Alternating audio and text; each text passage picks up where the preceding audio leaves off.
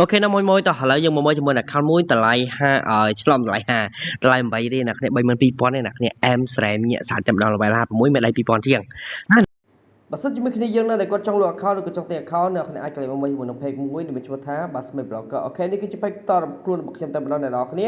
ហើយជាមួយនឹង page នេះដែរគឺមានលក់ account Free Fire គឺខ្ញុំ Mobile Legends TikTok ផ្សេងៗអ្នកនរគ្នាចាំបើសិនជាអ្នកគ្នាចង់ទិញចង់លក់អាចឆាតចូលមកកាន់ជាមួយនឹង page Basmate Broker របស់អ្នកគ្នាគឺធានាជូនសុវត្ថិភាព 100% តែម្ដងអ្នកនរគ្នាមាន follow 25k អ្នកគ្នាអាចទៅមើលបានជាមួយ account នេះអ្នកគ្នាមានលុយល្មើលវិញអាចទិញ account នេះបានអ្នកគ្នាគឺធានាជូនសុវត្ថិភាព 100% តែម្ដងណាមួយទាំងអស់គ្នាហ្នឹងហើយអញ្ចឹងគឺអែមស្រែមែនតើហើយសម្រាប់គ្នាចង់លក់ account ចង់ទិញបាទចង់ឲ្យឆាតចូល page ឬក៏ឲ្យ Telegram របស់ខ្ញុំបានណាអ្នកគ្នាហើយកុំភ្លេចជួយ like ជួយ subscribe ដាក់ share កណ្ដឹងមួយផងដើម្បីទទួលបានវីដេអូថ្មីបន្តទៀតជាមួយខ្ញុំបានបាទឲ្យប្រូស្មីបាទលក់ hero អ្នកគ្នាអញ្ចឹងគឺអត់មានអីច្រើនទេ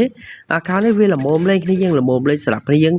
អ្នកដែលគាត់ឲ្យចង់បានជាមួយនឹង account ល្មមលេងអត់សូវមានលុយអីចឹងអាចមកមើលជាមួយ account នេះបានណា account នេះគឺស្អាតល្មមលេងកប់សេរីយកតម្រងអ្នកគ្នា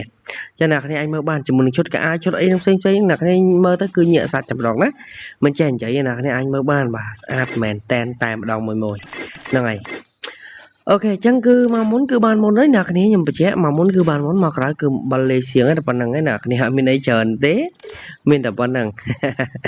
អូខេអ្នកគ្នាសុវត្ថិភាពវិញគឺធានាជូន 100% តែម្ដងណាមួយទាំងអស់គ្នា